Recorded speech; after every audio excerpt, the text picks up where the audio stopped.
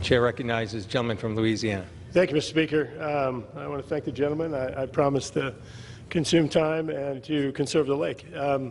Mr. Speaker, Lake Pontchartrain is perhaps not a very well-known lake. It's actually the second largest saltwater lake in the United States, but it wasn't always this way.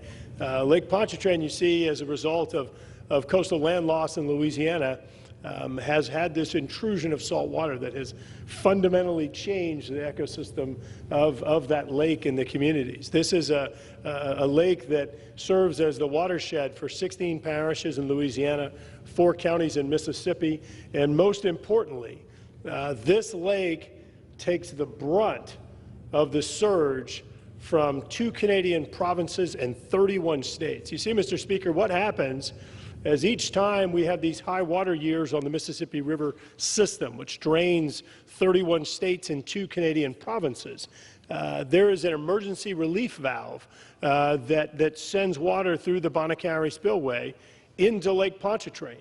This isn't water that's coming from Louisiana. In fact, less than 1% of the water is even coming from the state of Mississippi. It's water coming from all of these states, from Montana to New York to Canada, and all of these states in this large watershed funnel in between. And so, on average, the Bonacari spillway has been operated once every decade, once every 10 years. Yet, in recent years, we've had to open it 4 times, including last year. Last year, the first time ever that it was opened in January, and the first time ever it was actually operated for 2 years, twice in 1 year, operated twice in 1 year. And so this is the state of Louisiana, this is this lake, this is this basin, this watershed that has taken it on the chin for the rest of the country.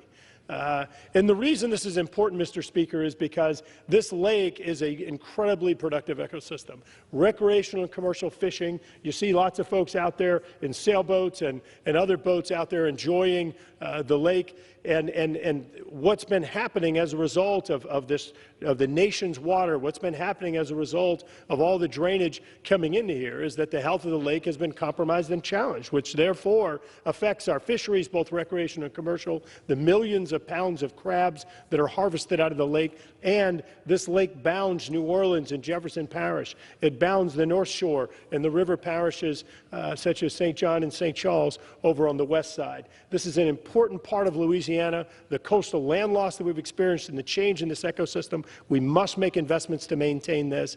And as we help to manage this rapid and unfortunate transition from a freshwater lake into a brackish and saltwater lake that we now have. Mr. Speaker, I do want to thank my good friend from California, the chair of the subcommittee, Congresswoman Napolitano, and her staff, Ryan. I want to thank Congressman Westerman, the ranking member of the subcommittee, and Ian Bennett, as well as Maggie Area and our staff for all the work they put into this, and of course Chairman DeFazio and ranking member Sam Graves for all their work in ensuring we get this bill right, that we have the right caps on here to ensure that the money goes to actually investing in the lake, as Congressman Mitchell mentioned, as opposed to going toward bureaucracy. So I urge adoption of this bipartisan legislation that we've introduced with my friend Congressman Cedric Richmond in New Orleans, and yield back the balance of my time. Well, the gentleman